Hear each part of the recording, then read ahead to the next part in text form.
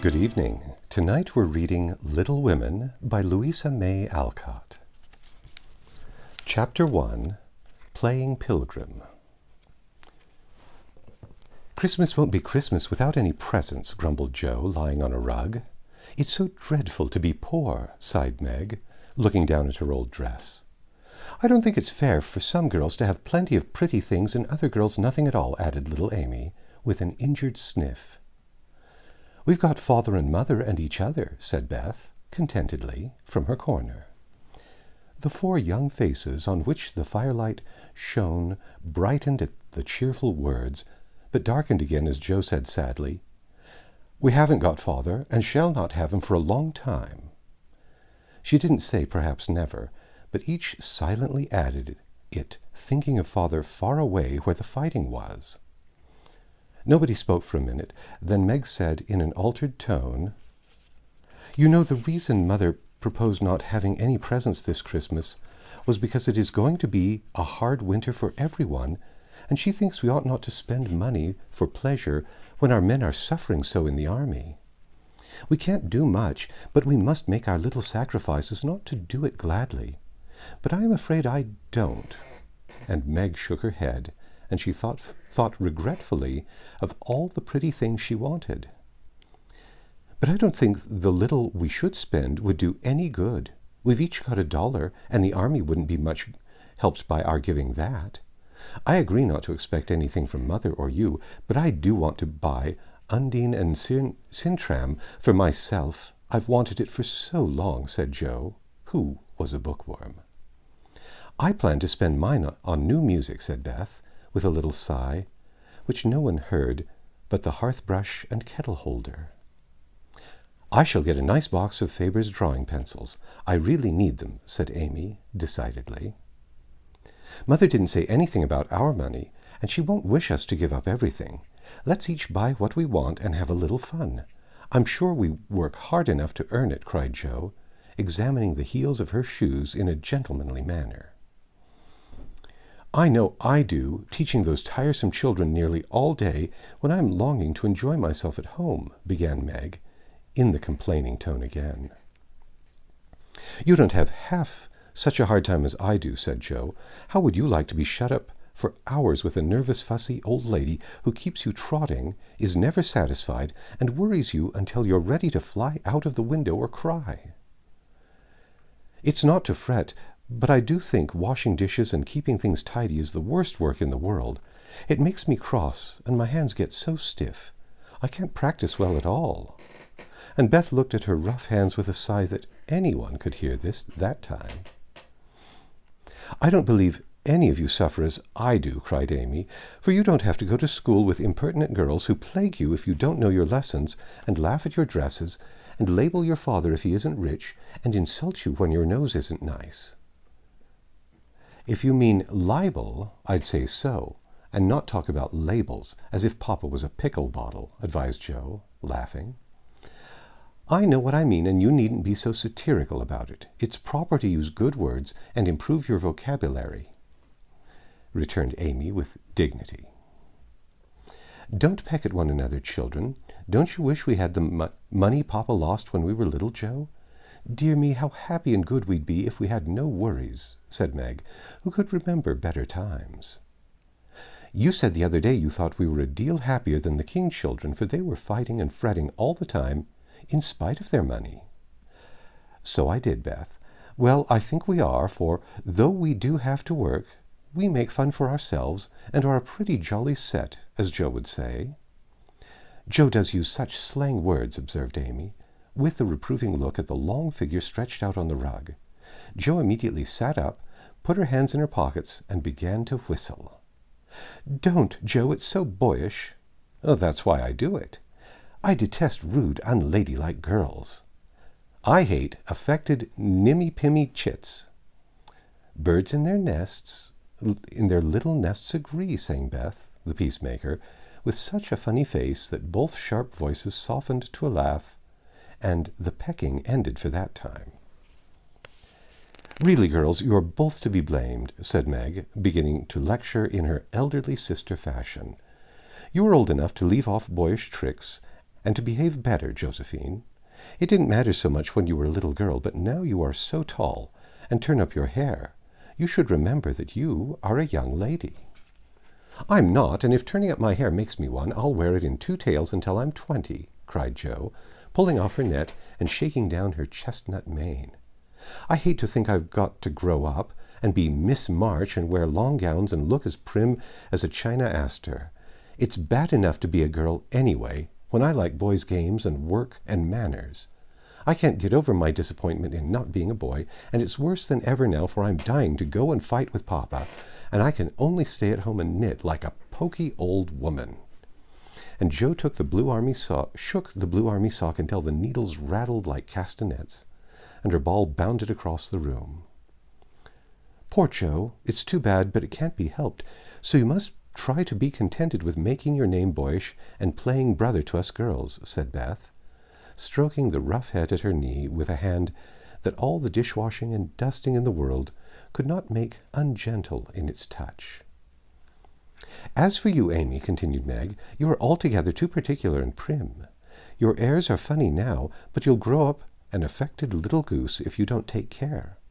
I like your nice manners and refined ways of speaking when you don't try to be elegant. But your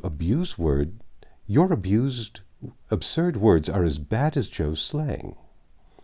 "If Jo's a tomboy and Amy a goose, what am I, please?" asked Beth, ready to share the lecture. "You're a dear and nothing else," answered Meg warmly, and no one contradicted her, for the mouse was the pet of the family. As young readers like to know how people look, we will take a moment to give them a little sketch of the 4 sisters who sat knitting away in the twilight, while the December snow fell quietly without, and the fire crackled cheerfully within. It was a comfortable old room, though the carpet was faded and the furniture very plain. For a good picture or two hung on the wall, books filled the recesses, chrysanthemums and Christmas roses bloomed in the windows, and a pleasant atmosphere of home peace pervaded it.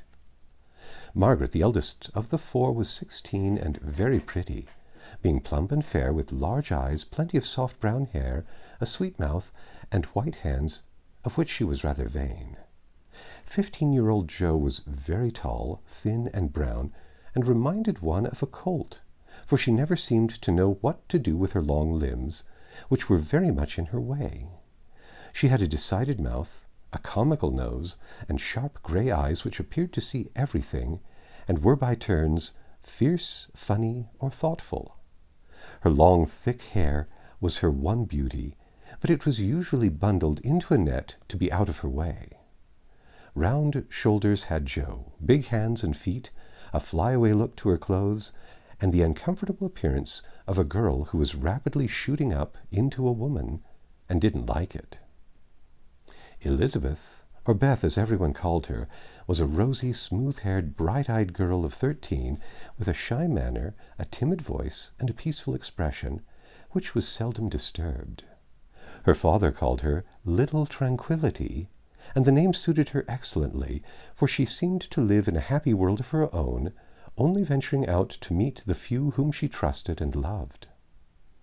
Amy, though the youngest, was a most important person, in her own opinion at least. A regular snow maiden with blue eyes and yellow hair curling on her shoulders, pale and slender, and always carrying herself like a young lady mindful of her manners. What the character of the 4 sisters were, we will leave to be found out. The clock struck 6, and having swept up the hearth, Beth put a pair of slippers down to warm. Somehow the sight of the old shoes had a good effect upon the girls, for Mother was coming, and everyone brightened to welcome her. Meg stopped lecturing and lighted the lamp. Amy got out of the easy-chair without being asked, and Jo forgot how tired she was as she sat up to hold the slippers nearer to the blaze. "They are quite worn out. Marmee must have a new pair." "I thought I'd get her some with my dollar," said Beth. "No, I shall," cried Amy. "I'm the oldest," began Meg, but Jo cut in with a decided, "I'm the man of the family now Papa is away, and I shall provide the slippers, for he told me to take special care of Mother while he was gone." "I'll tell you what we'll do," said Beth. "Let's each get her something for Christmas, and not get anything for ourselves." "That's like you, dear. What shall we get?" exclaimed Joe. Everyone thought soberly for a minute, then Meg announced, as if the idea was suggested by the sight of her own pretty hands, "I shall give her a nice pair of gloves." "Army shoes, best to be had," cried Joe. "Some handkerchiefs, all hemmed," said Beth. "I'll get a little bottle of cologne she likes, and it won't cost much, so I'll have some left to buy my pencils," added Amy. "How will we give the things?" asked Meg. "Put them on the table and bring her in and see her open the bundles. Don't you remember how we used to do on our birthdays?" answered Joe. "I used to be so frightened when it was my turn to sit in the big chair with the crown on and see you all come marching round to give the presents with a kiss. I liked the things and the kisses, but it was dreadful to have you sit looking at me while I opened the bundles," said Beth, who was toasting her face and the bread for tea at the same time. "Let Marmee think we are getting things for ourselves and then surprise her. We must go shopping tomorrow afternoon, Meg. There is so much to do about the play for Christmas night," said Jo, marching up and down, with her hands behind her back and her nose in the air. "I don't mean to act any more after this time. I'm getting too old for such things," observed Meg, who was as much a child as ever about dressing-up frolics. "You won't stop, I know, as long as you can trail around in a white gown with your hair down and wear gold-paper jewelry. You are the best actress we've got, and there'll be an end of everything if you quit the boards," said Jo. "We ought to rehearse tonight. Come here, Amy, and do the fainting scene, for you are as stiff as a poker in that." "I can't help it. I never saw anyone faint, and I don't choose to make myself all black and blue, tumbling flat as you do. If I can go down easily, I'll drop. If I can't, I shall fall into a chair and be graceful. I don't care if Hugo does come at me with a pistol," returned Amy, who was not gifted with dramatic power, but was chosen because she was small enough to be borne out shrieking by the villain of the piece. "Do it this way. Clasp your hands so, and stagger across the room, crying frantically, 'Roderigo, save me, save me!' And away went Jo with a melodramatic scream which was truly thrilling. Amy followed, but she poked her hands out stiffly before her and jerked herself along as if she went by machinery, and her "ow" was more suggestive of pins being run into than of fear and anguish. Jo gave a despairing groan, and Meg laughed outright, while Beth let her bread burn as she watched the fun with interest. "It's no use. Do the best you can when the time comes, and if the audience laughs, don't blame me. Come on, Meg." Then things went smoothly, for Don Pedro defied the world in a speech of 2 pages without a single break. Hagar, the witch, chanted an awful incantation over her kettle full of simmering toads with weird effect. Roderigo rent his chains asunder manfully, and Hugo died in agonies of remorse and arsenic with a wild "ha-ha!" "It's the best we've had yet," said Meg, as the dead villain sat up and rubbed his elbows. "I don't see how you can write and act such splendid things, Jo. You're a regular Shakespeare," exclaimed Beth, who firmly believed that her sisters were gifted with wonderful genius in all things. "Not quite," Jo replied modestly. "I do think The Witch's Curse, an operatic tragedy, is rather a nice thing, but I'd like to try Macbeth. If we only had a trap door for Banquo. I always wanted to do the killing part." "Is that a dagger I see before me?" muttered Jo, rolling her eyes and clutching at the air as she had seen a famous tragedian do. "No, it's the toasting fork with Mother's shoes on it instead of the bread. Beth's stage-struck," cried Meg, and the rehearsal ended in a general burst of laughter.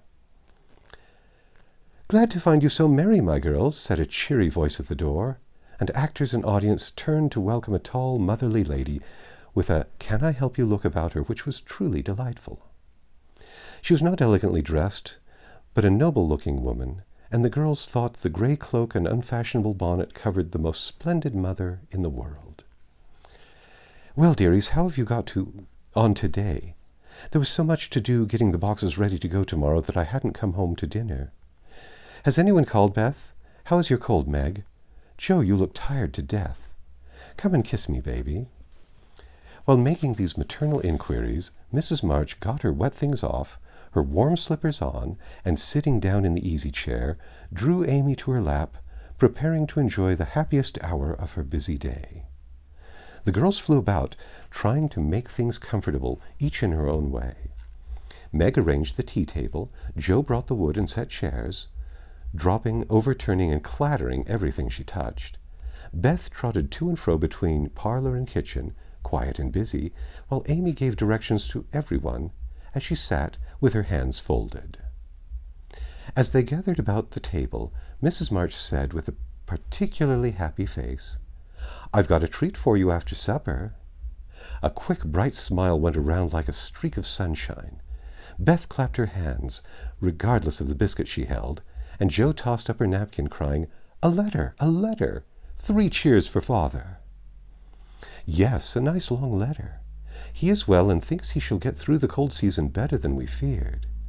He sends all sorts of loving wishes for Christmas, and an especial message to you girls," said Mrs. March, patting her pocket as if she had got a treasure there. "Hurry and get done. Don't stop to quirk your little finger and simper over your plate, Amy," cried Jo, choking in her tea and dropping her bread butter side down on the carpet in her haste to get to the treat. Beth ate no more, but crept away to sit in her shadowy corner and brood over the delight to come until the others were ready. "I think it was so splendid of Father to go as chaplain when he was too old to be drafted and not strong enough for a soldier," said Meg warmly. "Don't I wish I could go as a drummer, a vivan, what's its name, or a nurse, so I could be nearer him and help him," exclaimed Jo with a groan. "It must be very disagreeable to sleep in a tent and eat all sorts of bad-tasting things and drink out of a tin mug," sighed Amy. "When will he come home, Marmee?" asked Beth, with a little quiver in her voice. "Not for many months, dear, unless he is sick. He will stay and do his work faithfully as long as he can, and we won't ask for him back a minute sooner than he can be spared. Now come and hear the letter." They all drew to the fire, Mother in the big chair with Beth at her feet, Meg and Amy perched on either arm of the chair, and Jo leaning on the back, where no one would see any sign of emotion if the letter should happen to be touching. Very few letters were written in those hard times that were not touching, especially those which fathers sent home. In this one, little was said of the hardships endured, the dangers faced, or the homesickness conquered. It was a cheerful, hopeful letter, full of lively descriptions of camp life and marches and military news, and only at the end did the writer's heart overflow with fatherly love and longing for the little girls at home. "Give them all my dear love and a kiss. Tell them I think of them by day, pray for them by night, and find my best comfort in their affection at all times. A year seems very long to wait before I see them, but remind them that while we wait we may all work, so that these hard days need not be wasted. I know they will remember all I said to them, that they will be loving children to you, will do their duty faithfully, fight their bosom enemies bravely, and conquer themselves so beautifully that when I come back to them I may be fonder and prouder than ever of my little women." Everybody sniffed when they came to that part.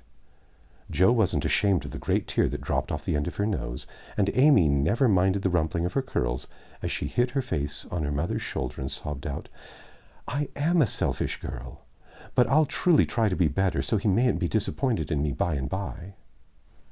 "We all will," cried Meg. I think too much of my looks and hate to work, but won't any more if I can help it. I'll try and be what he loves to call me, a little woman, with not being rough and wild, but do my duty here, instead of wanting to be somewhere else," said Jo, thinking that keeping her temper at home was a much harder task than facing a rebel or two down south. Beth said nothing, but wiped away her tears with the blue army sock and began to knit with all her might, losing no time in doing the duty that lay nearest her, while she resolved in her quiet little soul to be all that Father hoped to find when the year brought round the happy coming home. Mrs. March broke the silence that followed Jo's words by saying in her cheery voice, "Do you remember how you used to play Pilgrim's Progress when you were little things? Nothing delighted you more than to have me tie my piece bags on your backs for burdens, give you hats and sticks and rolls of paper, and let you travel through the house from the cellar, which was the city of destruction, up to the housetop, where you had all the lovely things you could collect to make a celestial city. What fun it was, especially going by the lions, fighting Apollyon, and passing through the valley where the hobgoblins were, said Joe. I like the place where the bundles fell off and tumbled downstairs, said Meg. My favorite part was when we came out on the flat roof where our flowers and arbors and pretty things were, and all stood and sang for joy up there in the sunshine, said Beth, smiling, as if that pleasant moment had come back to her. I don't remember much about it, except that I was afraid of the cellar and the dark entry, and always liked the cake and milk we had up at the top.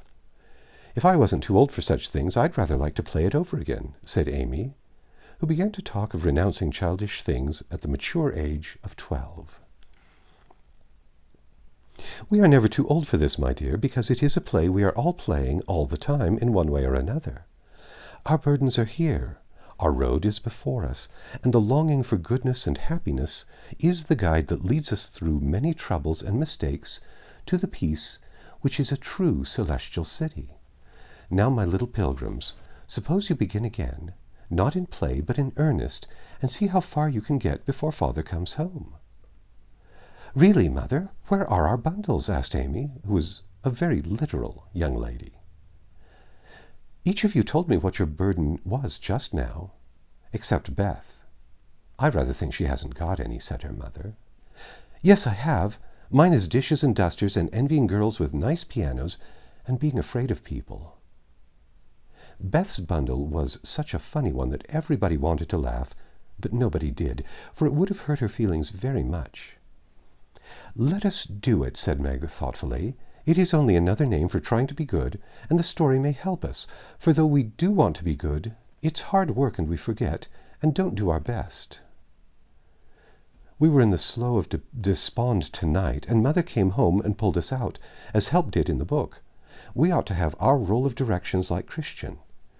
What shall we do about that? Asked Jo, delighted with the fancy which lent a little romance to the very dull task of doing her duty. Look under your pillows Christmas morning, and you will find your guidebook, replied Mrs. March. They talked over the new plan while Hannah cleared the table. Then out came the 4 little work baskets, and the needles flew as the girls made sheets for Aunt March.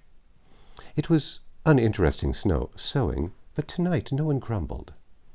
They adopted Jo's plan of dividing the long seams into 4 parts and calling the quarters Europe, Asia, Africa, and America, and in that way got on capitally, especially when they talked about the different countries as they stitched their way through them. At 9 they stopped work and sang, as usual, before they went to bed. No one but Beth could get much music out of the old piano, but she had a way of softly touching the yellow keys and making a pleasant accompaniment to the simple songs they sang. Meg had a voice like a flute, and she and her mother led the little choir.